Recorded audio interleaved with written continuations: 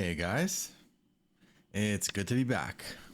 This is probably the second video back, depending on when I post this.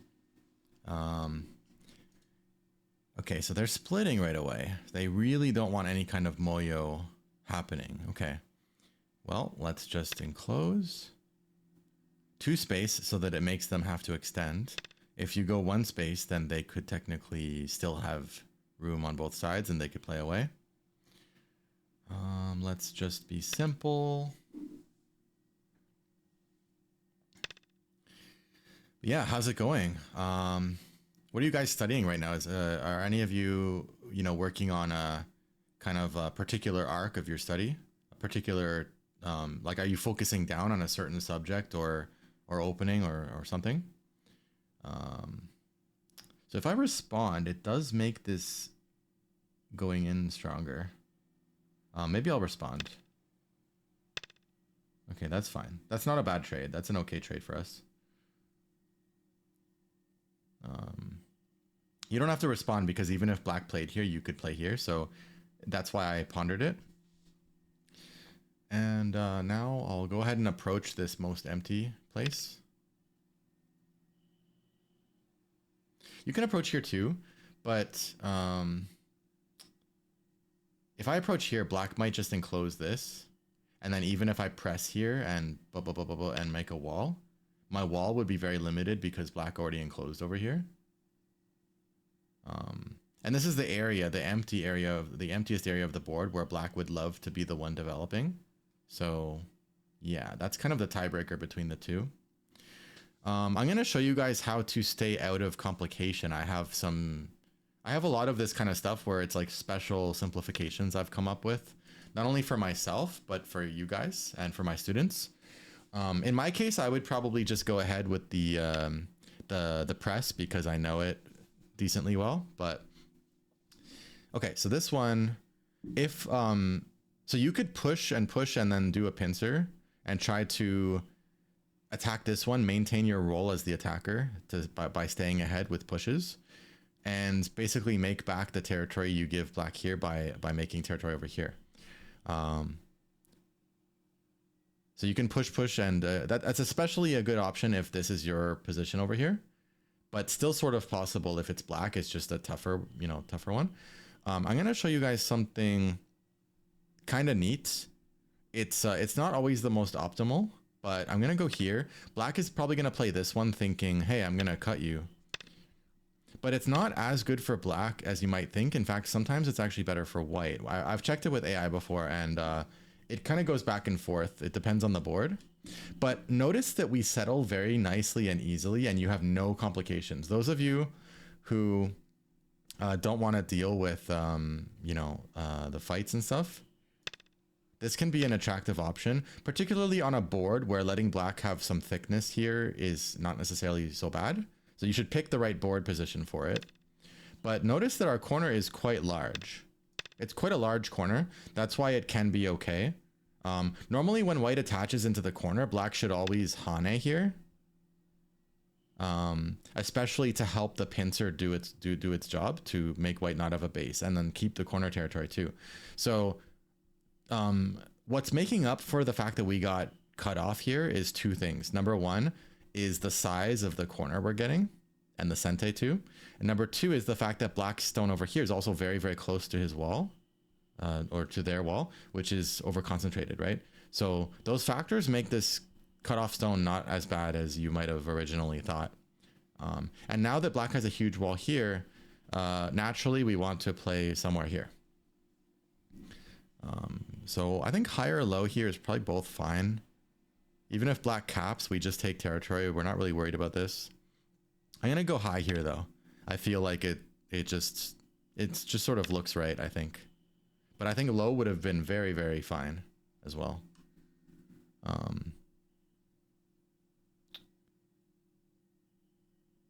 Yeah. And we're just going to be very casual here. We don't need to we're not trying to kill this. It's just going to be very casual. Just get some influence, finish the situation as soon as possible, where none of us get any points, and then move on to the next place. White's the one with 3 corners and Komi, right? So if we just get a bunch of random stones here through the natural fighting and then get Sente to play around here, then we can be in good shape. So, of course, if you play here, black might cut, but white has a lot of strength in this situation. You can also shoulder hit, but that would be a little bit on the defensive side, I would say.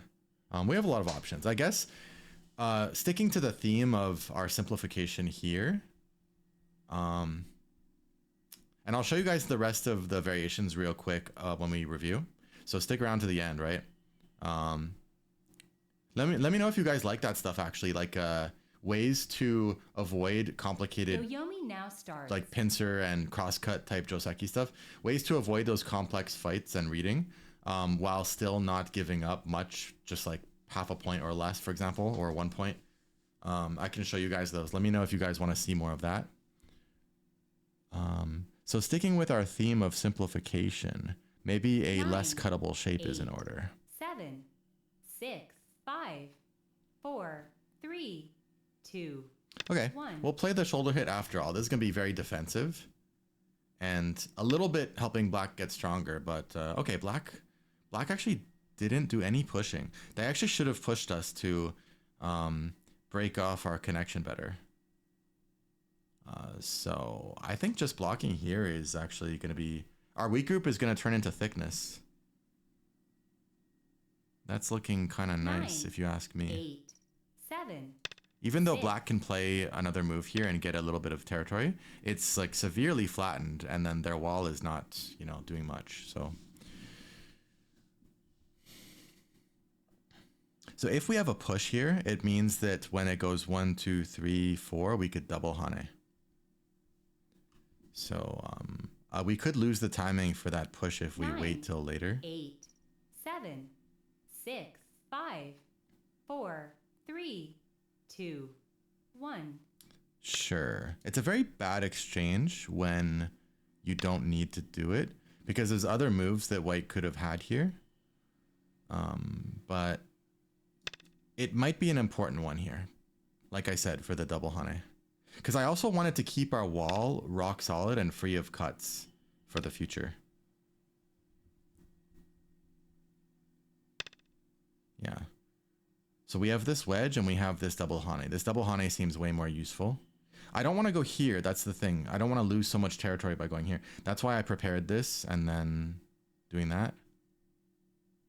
Although I guess black could counter with this move and then... Yeah, that'll get a little bit messy. But okay, let's see what happens. Oh. Why so fancy? You know, guys, usually this kind of fancy pants move comes back to bite you. I already see how it could destroy black. Now this wedge is going to do something very interesting. But first we should fix this. 8, 7, 6, 5, 4, which 3, one's the best? 2, 1. Normally this kind of double tiger mouth is bad. It might be bad here too, but somehow I thought that it's an exception. If I play here, then they still have this kind of elephant jump double peep thing in the future. If I play here, then they have a clamp, which then could jump and then connect under to something. So, okay, they played there. That gets rid of all the agi in there. That's fine. 9, we also could just 8, 7, 6, 5, maybe here. 4, 3, 2. I don't really feel like letting black cut this, so this is an indirect way of connecting, because I know that if black pushes, we just Atari and connect, right? And then there's no cut here, because yeah. Okay, let's do that. And we're pretty much done here. We have more pushing, but we don't really need to do it right now. If black pushes and we Hane and black Hanes, black's going to be trading $1 for a dime. So that's not a problem for us. We can save our options here. So now it's not time to make territory here. That's not what you should do. It's too narrow. We want to get to the places where both players could 9, make territory. 8, 7, 6, 5, 4, 3. Let's go with a high approach. If they attach, maybe we avalanche. I even thought of this attachment here. Because if we attached here and black played there and then this, and we push along here, black is still leaking from up here. That's why I could give black the top.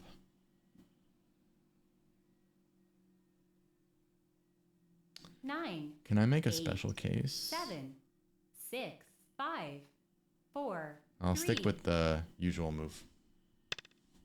Basically, if those of you who know about the AI attachment directly to here in the beginning, like if black took the territory here and we got the wall here, basically what I was saying is that it could be a good option for us because this is the area that actually has the most potential that we both should want to get.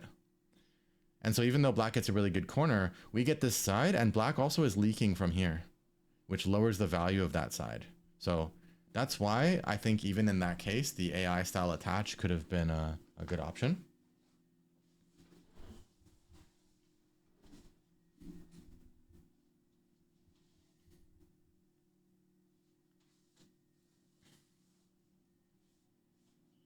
Yeah. I do prefer white a bit. I think between like the things that happened on the left and the, you know, lower left and the upper left. Okay, so joseki here is wedge first.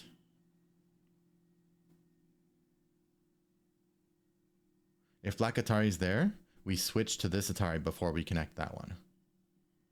If we both capture ponukis, it's good for white because this was black's corner and we get the corner.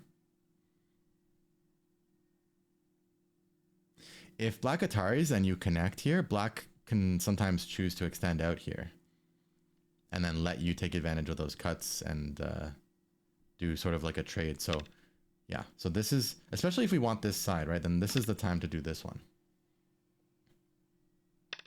Ooh, okay. Yeah, this is good for white. This is better for white.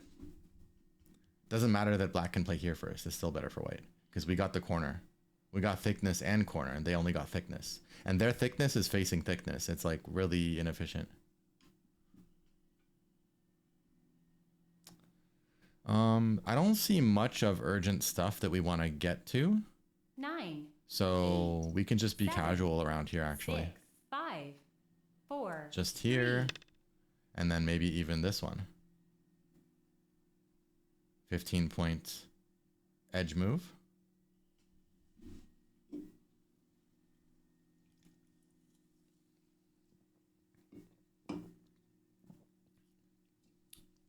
Maybe the next thing to do is just play 1 or 2 sentes more here. And then maybe it's finally time that this shoulder hit could be okay. We're running out of things to do. So cashing out on this a little bit might not even be bad. Ah, trying to be annoying. Trying to be annoying. Succeeding. Okay, fine.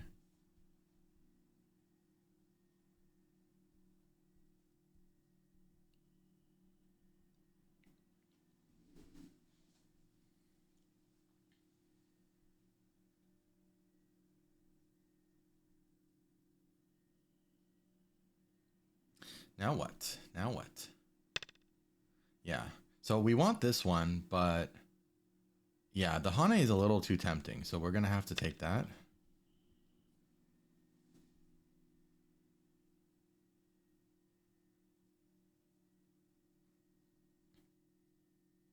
Letting black connect these groups feels a bit wrong because black is a little bit weak here. And if black connects those, not only do they not suffer in the future for this weakness, which it's very important to preserve their weakness because even a single move that they play at some point of like running or something is like basically a pass when it comes to points, right? We want every move before endgame to be like well over 10-point value. So anytime your opponent has to play dame type moves, it's a gain for you. So not only that, but if they connect, it's like the weak group is somehow becoming a foundation for a moyo. It just feels so wrong for white to let that happen. Okay. Normally double Hane in this kind of 9, shape with black's liberty 8, shortages. 7, 6, 5, Yeah, seems fine. 4, 3. Double Hane is probably the only move here. hard to bring myself to play anything else. Whenever you see liberties like that, usually you can double Hane. You know, evolving and go, right? You always gotta like level up what you do. Never stay the same, right? You gotta keep changing the things you do and also keep like trying new things, keep incorporating new things.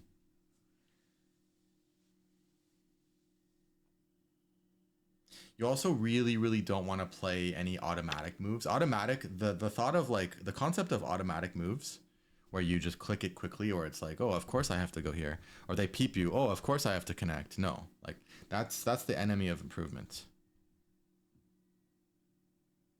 Anyway, yeah, that was a good combination by black. That's how black should do it. 9, 8, 7, 6. This Atari 5, would be a very 4, 3. thank you move, 2. Atari, because we still have to fix ourselves after that. Better to just go here and let black still be capturable.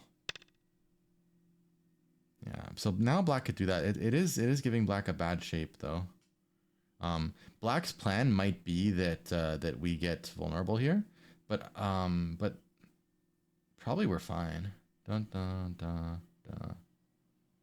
Black's plan is probably push, peep, and then Hane. 9, 8, 7, 6, 5, 4, 3, 2, 1. Well, Atari wants to ruin the shape a little bit and now starts. lock black into valuing that stone.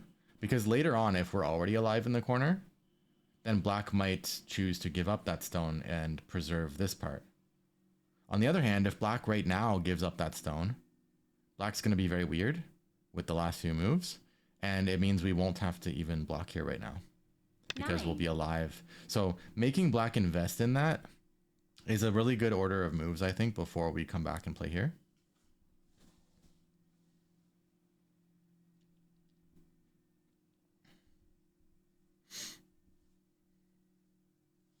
Man, do I really gotta do this? I think I have to.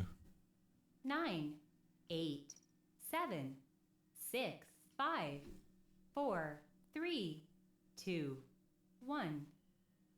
Let me think. I think I'm thinking about this one. Can I do it? Left. I think it's too much actually. Here and then that. Come on, there's gotta be something I can do that's a bit better. I mean, if I play here, but then black can cut and then start. Okay, I think I have to just do that. It's a bit sad. Little bit sad. So probably black's, I think black should just pull back here. I think that would be proper. Okay. Black wanted to take the extra liberty away. That's valid. That's valid. There is some value to save these. Not for the 6 points they're worth. Hell no. But because this black group is actually still vulnerable to some profitable moves. 9. Okay, 8, probably turn. 7. This isn't that big, so it's not a big deal. In fact, that move is actually way more valuable than... I have a lot of classes on this topic, by the way, if you check out Patreon. The move values. 15-point move. 8. Yeah. Assuming this video is posted before April 26th, I should let you guys know. I'm doing a really special monkey jump workshop, interactive with many different stages of activities we're going to do. And hold that thought. Probably this. 9, 8. The goal is that you're going to walk away with like a very high level of mastery. And I have some special tips and tricks for you guys for being able to understand the monkey jump positions, how to stop it and everything without memorizing, really. And yeah, check it out. It's on Eventbrite, Monkey Jump Mastery Workshop by BenKyo Baduk. 9, 8, 7, 6, 5, 4, 3, 2, 1. Yeah, Saturday, April 26th from 10:30 Eastern Time to 2 p.m., 3.5 hours. There's going to be some chance for a break, especially in the middle, for anyone who wants to do it. Optional break.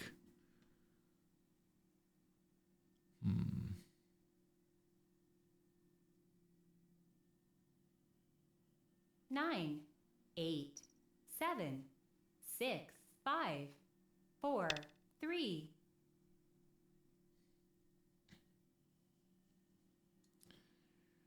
And yeah, you'll also leave with skill building exercises and different materials as well to fortify this mastery.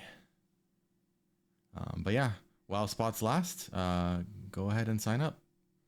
There's only about a week left.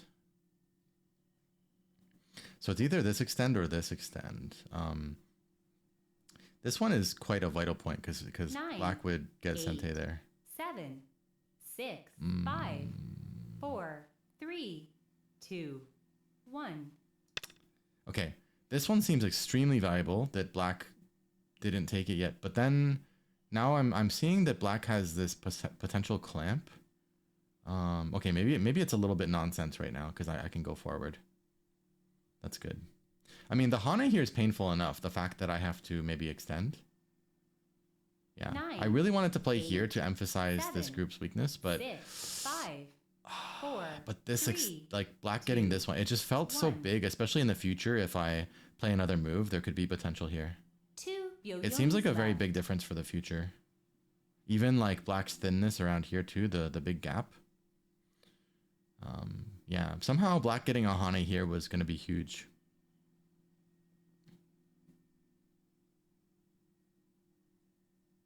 It was very difficult to choose between those two, actually. 9, 8. Because this Hane, it wasn't technically sente though. If I could play here, they play there, then I yeah. But to be honest, black's shape is like almost alive.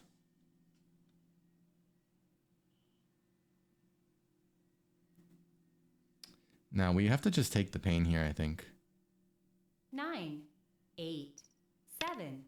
We do want to preserve black. It's still black is vulnerable, so there's still plenty of weakness in black. There's a shape move here. There's this one, and there's various moves against the shape over here too. So at least black had to spend a whole move to erase that, right? Like that's a different story when they have to spend a gote move as opposed to getting it in sente. It's a different story. Okay, so we should go in this direction. 9, 8, 7, 6, 5.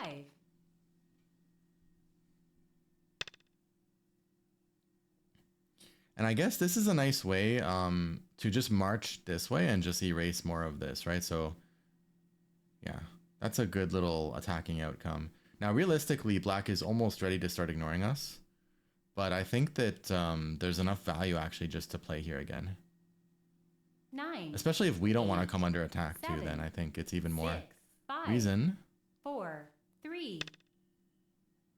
So after this, the moves that are going to start getting big, I should take some sente here before they eventually actually get taken away. And then this one here is actually going to be quite big. It has a lot of edge value and it has follow-ups this way too. It, yeah, and kind of threatens black's thinness over here. Okay, so they don't want to get cut there. I can definitely ignore this move now, especially 9, with black leaking 8, over here.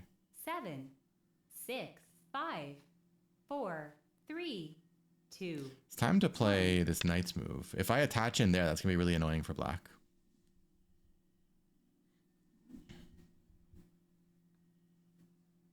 Yeah, and then after black plays some kind of response here, once we get sente, I think we switch to maybe here. It's better to play this kind of move than go after this little narrow stuff, because if you think about it... Wait, hold that thought. Hold my beer. What is this?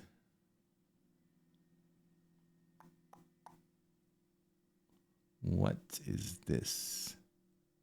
What is this move?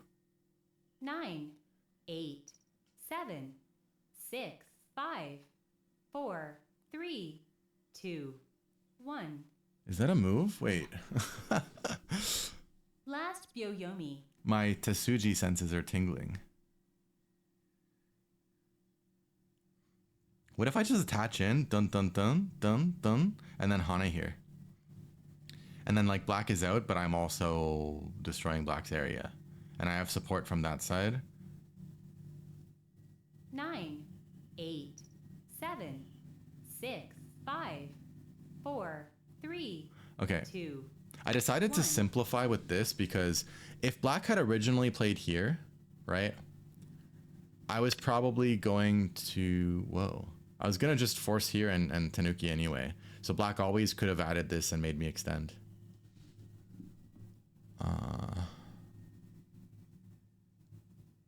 Well, we have this now.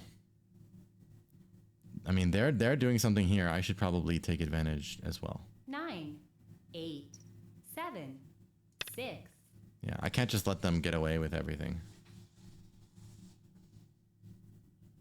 But in the first place, if I'm black, I don't even want to... Look how tiny this is. I'd rather get this place over here. Like, even for this move, I was thinking, like, maybe I should just do this. Maybe I'm spending too much time here.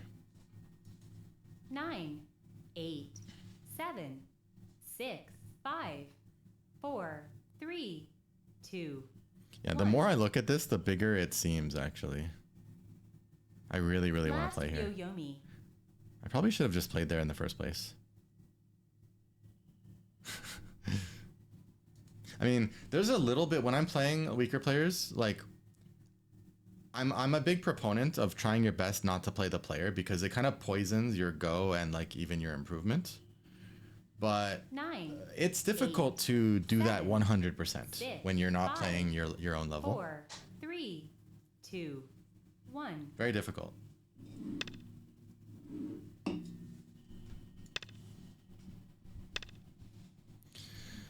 So we have a lot of options. We could even do this. They can't cut because they run out of liberties. Although if they connect, then it's like... I think turn once first, if anything, is just better. We're not getting points here anyway. Like trying to surround this corridor would be the worst thing White could do because it's so small. 5. You need so many moves along it just to get this like rows of 2, and black also can force at it and then get even more than you while they're doing that. It's totally not worth it. So the more moves we get along here, the more that we're getting useful stones and black is getting a completely dame stones.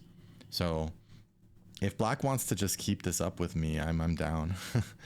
9, 8, 7, 6, 5. Yeah, I'll just push 4. again then. I can do this all day. How long should I do this for? Because it gets to the point where eventually maybe I should just peep and benefit from the territory. I'm starting to want a Hane here and then gain a random 9, little thing here. 8, 7, 6, 5, 4, 3, 2, 1. Somehow I want a Hane here.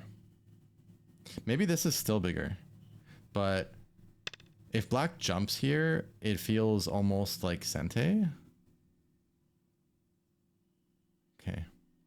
So black played here after all. Okay. That's kind of funny.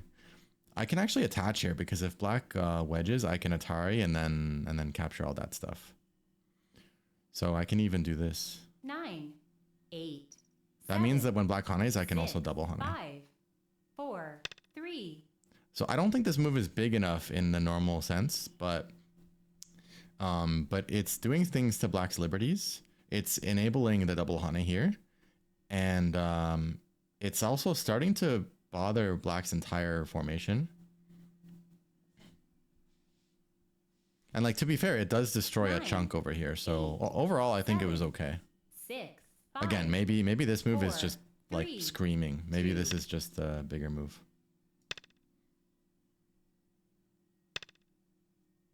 Yeah, now that black is doing all that, I'm really demotivated to continue playing here now. Yeah, there's nothing to do there now. I mean, this Atari is worth actually quite a bit. 9, 8, 7, 6, 5, 4, 3, 2. But I think I need to take this.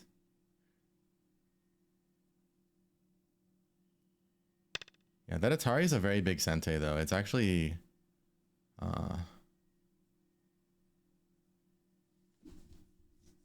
it's probably something around 6 points or 7 points in sente.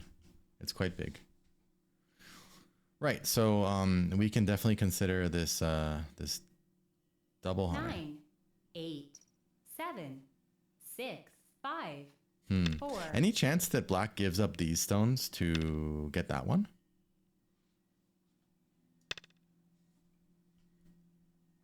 That's what made me hesitate here, is maybe black Atari, and somehow it makes that work. Okay, black played very inefficiently here. I guess just connecting. I think white is very content.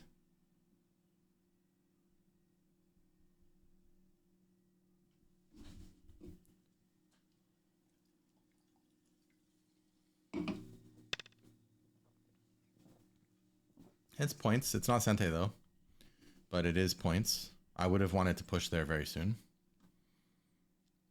What should I do over here?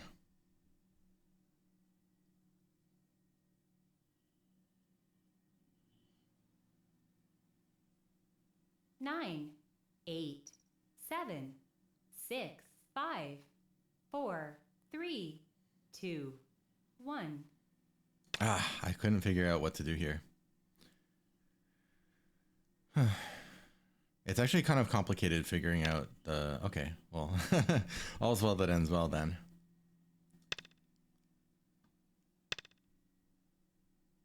Okay, we have a nice clamp now.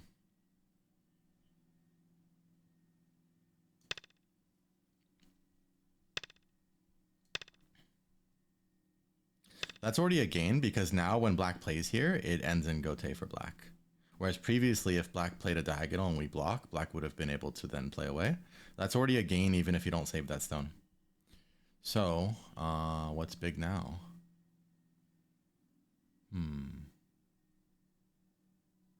Is there anything big over 9, here? 8, 7, 6, 5, 4, 3, 2, 1. I don't even know. I'm like running out of time, so I just played a move. I couldn't figure out what's big now. Should I block here?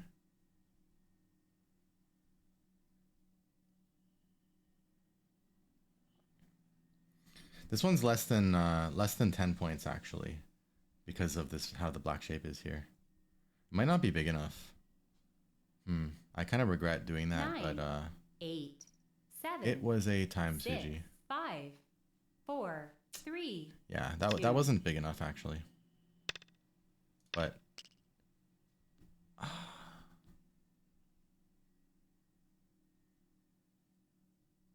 this one isn't really bigger though.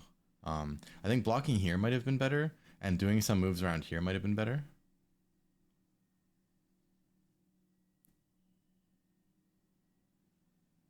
That one's a bit annoying because it can combo with this. So we're gonna try to resist. Maybe with this one. We don't want black to have a clean block here that gets a big area.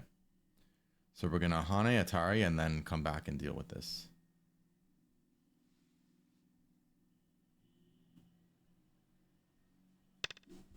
Ooh. Okay, change of plans. We're going to Atari and connect. If we Atari here directly, would black come through? Do that, 8, that. That's going to hurt 7, this group, so we should do 6. this.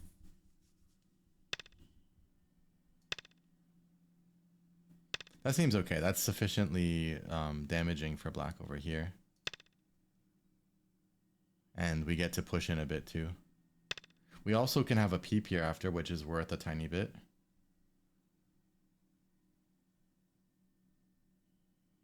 It's actually a little bit tempting to ignore this Atari and excuse me, maybe capture this. But okay, that's probably a bit problematic. 9, let's just 8, connect. 7,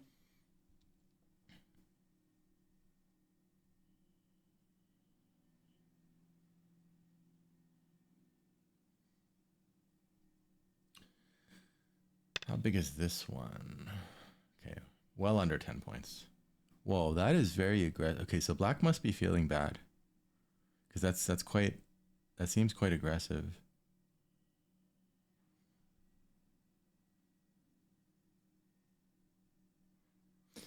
That actually might kind of work, actually. 9, it might be hard to capture 8, that. 7, 6, 5, 4, 3. So I have to choose now between probably extend or hane. Probably extend. Hane. How do I do this?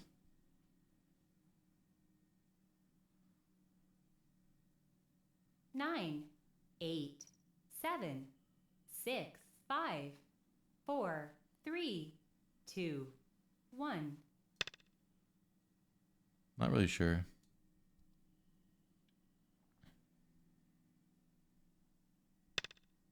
It's a little bit complicated, to be honest. I might be overplaying a bit. I don't want to fight a ko. Like when I think the game was good for me, I don't really want to fight a big ko where I Atari, and then black double Ataris, and I take the ko. So maybe we'll just go for this one. But if I do this one, okay, I think we're okay. Black gets a nice Ponuki, but it's not that useful. Oh, okay, you're doing that. Yeah, so black's liberties are tight, which means I can just block, and I'm not gonna get cut off here. Should be fine. Yeah, I lost a lot more here than I wanted to. Yeah, we're not really playing the best of endgames, but that's okay.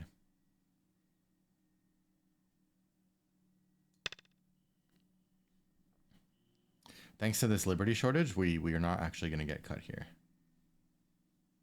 Otherwise, black would play here and cut everything right now. But we have Atari, well, squeeze. Yeah, and then connect here. Oh, black's actually playing it. Okay. Then we're probably squeezing. Yeah, because if we do this, black can choose to take anyway. So we might as well decide the variation for them instead of letting them decide.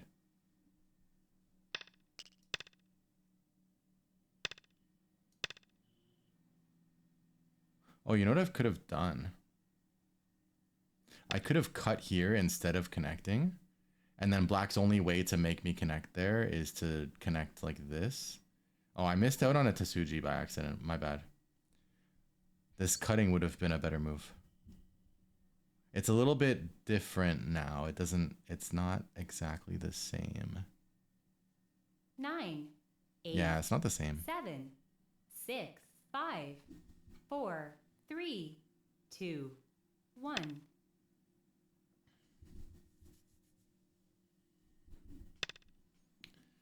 Okay, what's big? What's big? We're pretty healthy here. I don't even feel like playing over here is that big anymore. Might as well Atari this. I don't think we lose points from doing that. 9, 8, 7. Oh, it's actually 6, good not to 5, peek there. 4. Because with the liberties how it is, now I can play here, and then boop, boop, boop, boop, boop. And then they have to go there. So we have some interesting thing here. But they can still live on the edge here. That's what's making me not want to save that stone. So maybe this one? 9, 8. Or maybe I should do 7, this. 6, 5, 4, 3, 2, 1. Because there is a funny move here. This is probably bad for us because they can just get points here while we get nothing much here. But it's kind of fun to do this though because it does give them the problem of this move. And if they take that move, then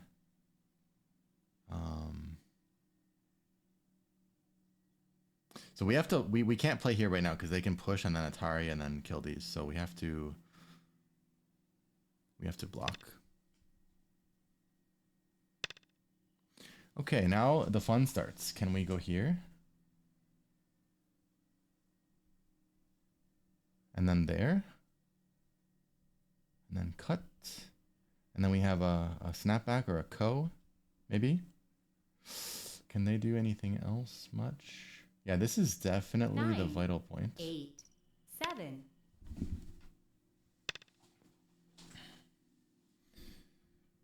Now, can I also just go here? Dun, dun, dun, dun, dun, dun, dun. This one might work too. I'm not really seeing how they live, actually. Wait. 9, 8, 7, 6, 5, 4, 3, 2, 1. Could I have actually just clamped and connect? Oh, I could have done this way easier, actually. What am I talking about? I could have just played there and then connect under, and then black is just dead. But I made it slightly more complicated for no reason. But I believe that that black is still dead anyways.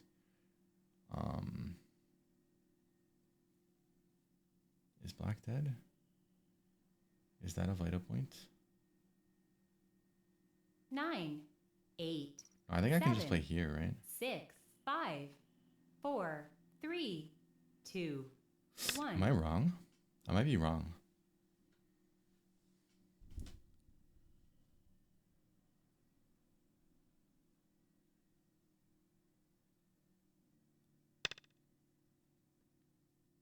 Okay, so yeah, if I play here, oh, if I play here, no, it's just, isn't it dead? Yeah, this is just dead. Yeah. Should be fine. Even if they play there, I can still Atari. And then I just connect here. And it's a dead shape. And if they play here now, it's not Seki because they still have to fill that later. So this is dead.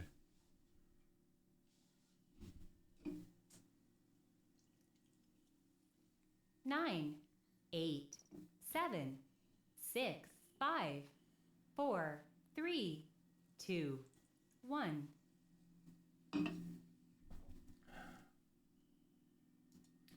Yay! Okay, that was actually a fun game. This person didn't play bad at all. Let's take a quick look. If you guys learned anything, let me know in the comments, please. And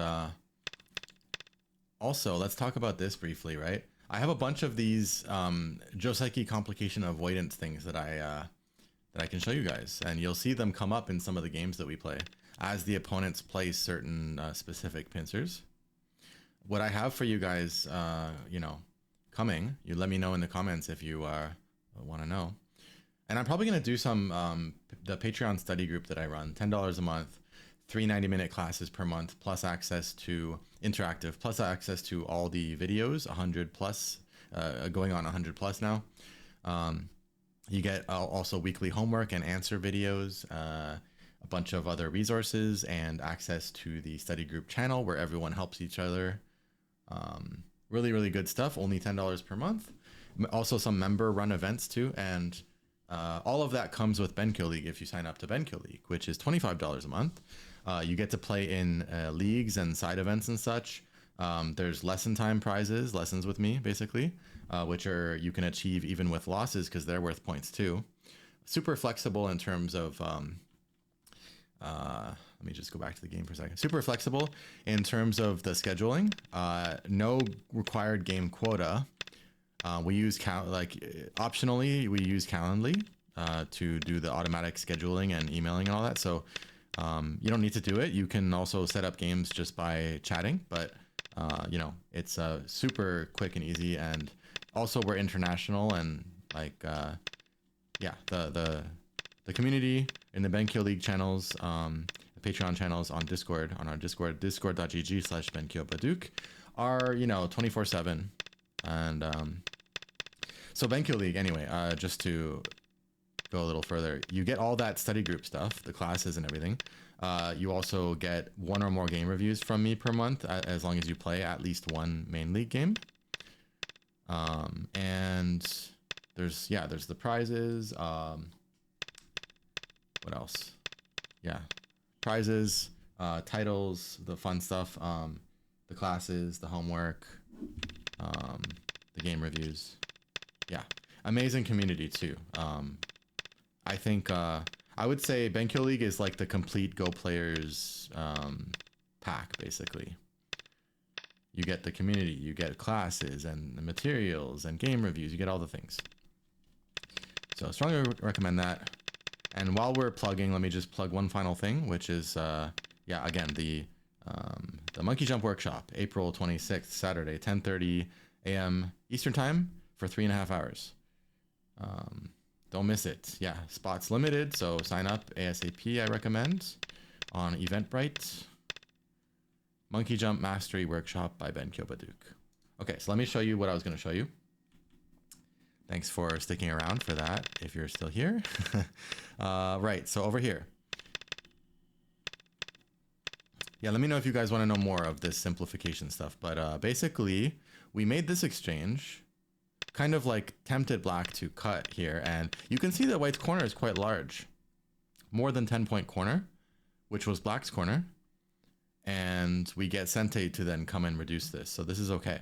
And yeah, even though they cut off our stone, they are also over concentrated with this stone. And we get Sente too, and we get the time to come and reduce. So yeah. And as you can see, you avoided all complications. If Black Kane is here, we're going to do this one. Right? And notice that you're getting a little bit of extra shape with this. And then you can just play like this, or maybe you even go for a press over here. You know, let's say that black plays in this kind of way. Then you're already settled, right? So that's one way that you could play. You could even just reinforce, be thick. Lots of ways to play this. You can also just settle here. So yeah, that's one way that you could play this. It's not, in many cases, it's not going to be 100% AI optimal kind of thing, but that's not the point, right? The point is that we're getting away from like this kind of fighting, which can be very difficult for many people. Managing this group and knowing how to get what you're supposed to get and all that stuff. So just an option, right? Or like this kind of crosscut stuff, you might not feel comfortable doing this. So yeah. For me personally, I don't find this stuff or this stuff to be too hard most of the time, but what I do find very difficult is this one. So I have some special moves against this, as well as against this one, and also against this one, which I can recommend you guys. So yeah, hopefully it'll come up in some of the games that we play, so I can show you guys. If I get the chance to play those, I'll do it. So in this game, going back to the game, yeah, we did this thing, and then they came in. We just we expected them to push here, and then we would probably jump. They might peep us. We would just play an indirect defense of some sort, maybe here. Right, just treating this as a reduction. Black probably still can't really go in here because it would create trouble for this group. So once black finally sort of gets out here, let's say something like this, then maybe now we just come back and reinforce around here. Maybe we even do it in a way that that kind of peeps black. So black has to be a little bit careful. Even if you play here, black has to be a bit careful about this cut. Or maybe you play it like this even. And then maybe black defends like that, and maybe you jump. So yeah, what's wrong with this, right? We don't have points with this group, but we got another move on our corner. Black didn't get any points here, and then we neutralized the wall a fair bit. So that's, yeah. I wanted to keep up with our theme of simplicity, so I chose this one. And then we pushed here to make sure that, that if black goes after that stone, then we will counter Atari here now and capture these three, which seems like a pretty good haul, you know, in exchange for our corner.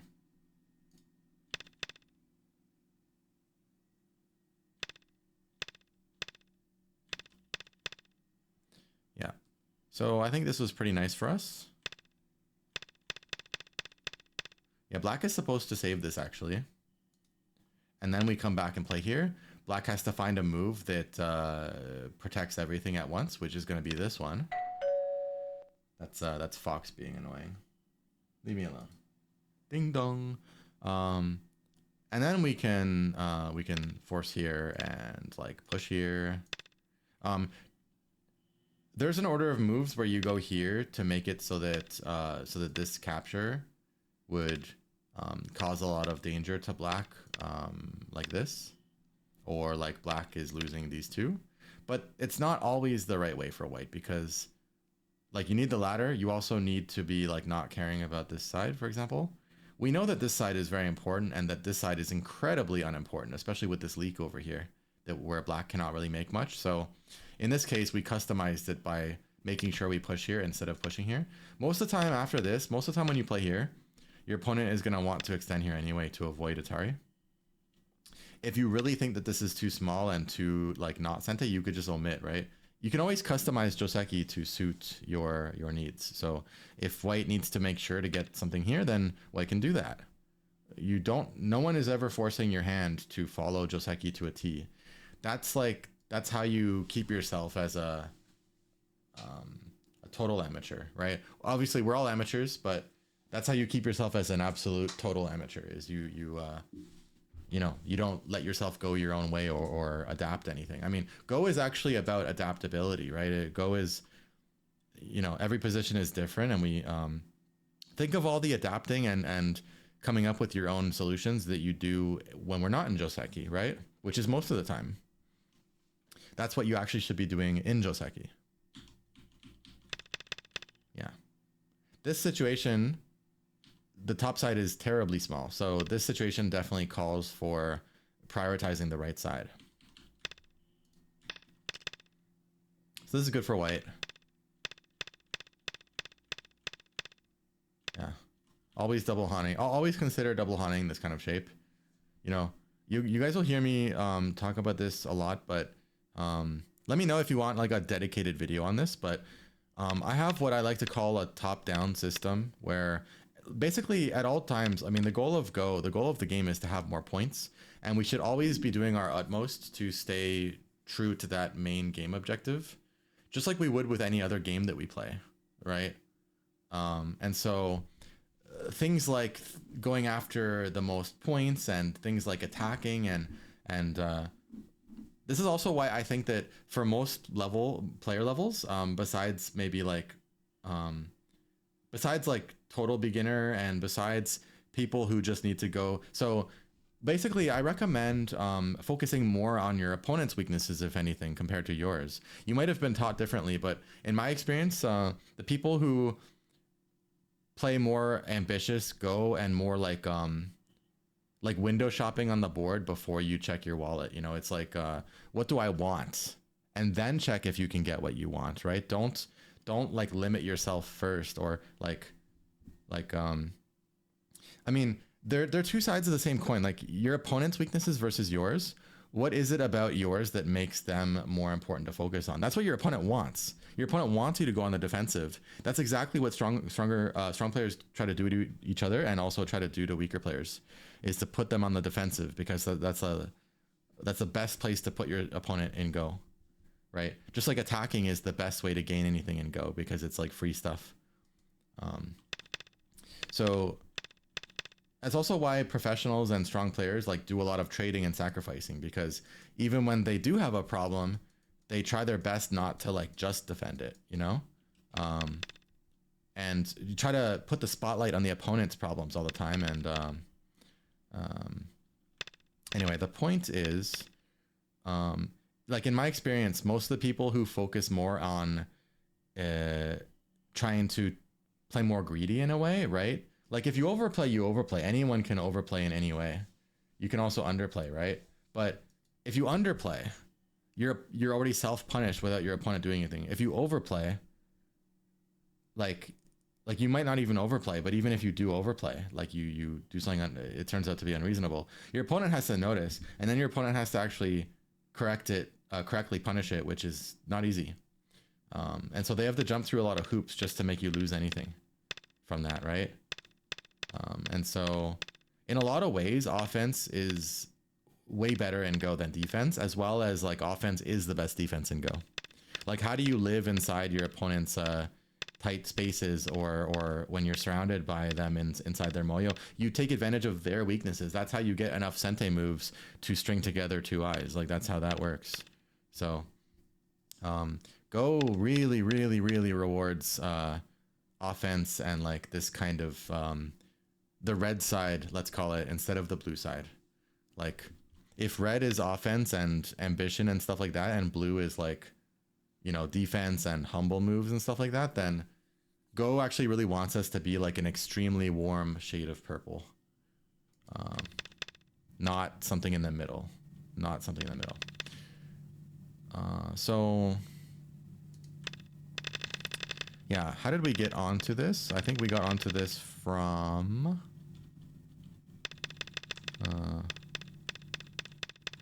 I don't know, actually. I forget how we got onto this, but I hope that it was valuable for you to hear that anyways. What did I say? So basically in my experience, yeah, there's a thought that I forgot to finish. It's late here, by the way. A lot of teaching earlier today. Tired. The people who were like not defensive and always trying to focus on their points efficiency with their moves and minimize their defensive moves and embrace discomfort on the board and stuff like that, like those people are the ones who typically hit Dan level quicker and, you know, keep improving and stuff. But it's easy to get stuck when you get like defensive. And one of the reasons people get stuck is because they get stuck in maybe people telling them that it's okay or that it's the right way. It's kind of not. Like, it's the right way when you have a massive problem of getting cut everywhere and dying everywhere, and it's like you have to go through a special training arc to get through that. That's the same with anything, right? Sometimes someone's endgame is terrible and they have to work on that. Sometimes someone's life and death is terrible compared to their level and they have to go back and fix that. That's like a random training arc thing, but that's not like the bigger picture. The main picture is we have to focus on constantly evolving the points per move on average of our moves in the game. That's what decides who wins a game of Go, is the person with the higher average points per move. And when you think about numbers, right, and you think about things that pull down an average, zero is gonna, you know, things close to zero are gonna pull down an average when most of the other numbers are like 10 to 20, right? And so every time you do like a unprofitable defensive type stuff, you know, you're pretty much passing in terms of as far as points are concerned. It's like you're in a race, but then you stop to tie your shoelace. So it's better to embrace like giving things up and trading and letting things happen to you, especially because again, your opponent has to also figure it out. And just really it's actually as simple as like, you just want to focus on the objective of the game. The objective of the game is to get enough points to have more than your opponent, right? In some ways, Go is that simple, and you're just overcomplicating it, you know, in some ways. So, like, obviously we have to defend. I'm not saying that we can't, we don't ever have to defend, but, you know, you really would want to try to put your opponent on the defensive and get yourself off the defensive. Don't put yourself there yourself, you know? What you want to do, if you want to become like, have the mindset and paradigm of high down players, you want to have extreme pain and disdain for like, you know, moves that are low value, basically, which include various defensive or humble types of moves that might not have been necessary. And almost like distracting your opponent with like showing them all their weaknesses, like just really, really pushing that spotlight onto their stuff, right? Even for me, at my current level, like Fox 8 Dan, Canadian 5, EGF 5, like still like maybe it's the same for pros too, which is it's always about being more annoying on your opponent's shapes and weaknesses and stuff, and learning how to capitalize on subtler weaknesses, and also reducing the slack and defensive moves. Like to this day, that still remains a thing that I have to focus on to keep leveling up. It's always like that. It's yeah, again, it's just evolving. It's like stretching your stones thinner and thinner and thinner as your technical skills and reading and life and death and all that get better. You could spend fewer and fewer and fewer moves on defense and low value stuff, and more on like attacking and getting points. And that's kind of the evolution of a Go player. It's Go is not this this thing of balance and zen. There's balance in certain ways in Go. Balance of power, balance of territory, balance of you know, like influence, or maybe like some like center access, stuff like that. But and there's a bit of an ebb and flow, but Go is not balanced in the sense of like offense and defense being equal. It really isn't. Go punishes defensiveness very, very hard.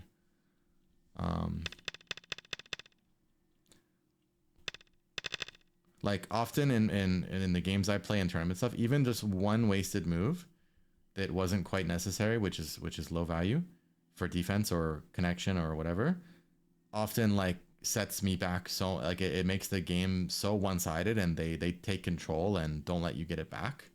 And I'm sure for pros it's even more. It's like they practically have to resign once. Depends on the size of what they're missing out on, the moves, and what's going on. But if you're starting to feel very relaxed, like you're getting used to playing the same old moves and responses, you're constantly playing the shapes that you want to play in the middle game tactical situations because they feel comfy. You're adding that move to make the tiger mouth. You're you know, you're doing those pushes because it feels right, or you know, you're connecting all those peeps because you're scared. Like if you're doing that stuff, you're holding back your own improvement. It's as simple as this. I'll end this giant unwarranted, you know, thought on this. It's as simple as focusing on your average points per move. And I don't mean every move has to be like a cash move. It's stuff that eventually translates into points by the end of the game. Like every move you ever put down on the board, you have to have some idea in your mind of how that connects back to the final score of the game, whether it's directly or indirectly, right? You have to have some sense of how that's winning you the game. Otherwise you can't play it. And so it's really as simple as just like maximizing your average points per move. It's also why you should pay close attention to your moves on a individual move by move basis, like one move. Each of those one moves needs to surpass like a really high bar, right? You need to be very like, that's another tip I have, and we should close that. I shouldn't keep going to forever, but another tip, right, is try to hold your moves to the same standard that that super high level players do. Doesn't matter what your level is, even if you're 10Q or whatever, right? Hold your moves to like an extremely high standard, and then that way you can be more picky about what you play, and you can tanuki more often and leave things unfinished more often because it doesn't pass. Like I have something I tell my students, it's called the 15-point rule. Or you can call it the end point rule because it's whatever, it's however many points that you want to set. And as the game progresses, that number goes down. So really it's the end point rule. And what that is let me know if you want like a proper video about this.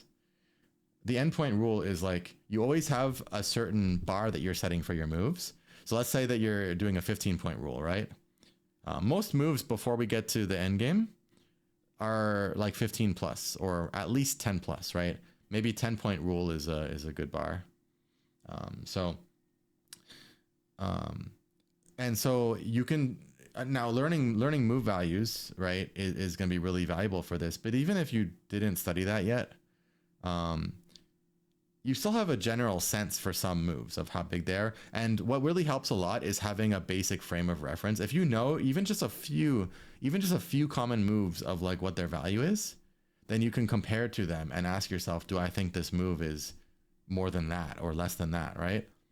And that also helps you judge the moves maybe in the center of the board, or maybe a thickness move or whatever the move that are harder to count, that no one can count. It helps you judge them because at least you can weigh them against something that is concrete. So let's say that there's things on the board that you know, just from your basic studies, you know that is probably like 10 to 15 point move. something on the third or second line somewhere, right? If you know that those moves are available, then the move you're thinking of playing, even if you can't count its value or no one can count its value, you can compare it to something. So you can say, okay, I don't know how big this move is, but do I feel, or do I logic that this move is 15 points, like, or is bigger than that move over there, which is like 14 points or whatever, right? At least you're making that comparison, and you're when you play this move, which we can't count, this like jump or this connect or this whatever it may be that we can't count, you're making the statement that you're leaving 15 points, let's say, on the table for this other move. So another way of posing that is like this: would you rather play said move, or would you rather reach your hand into your opponent's bowl and like take 15 prisoners, something like that, right? That's a good way to frame it for yourself. So it also can help with getting rid of tunnel vision, right? Is just having this extreme, let's call it stress, not stress, but this extreme pressure on each of your moves to hold their weight, right? Yeah, so that's it. You just want to focus on average points per move. Make sure every single move is like heavy impact on the game, right? If your move, like, don't get caught up in sequences and trying to finish everything. You should be leaving a lot of things unfinished on the board, because that would be more natural a lot of the time, because the value of the next move keeps going up and down, especially down, as you put more stones, especially if you put more stones in the same area. They usually the value of the next move there plummets.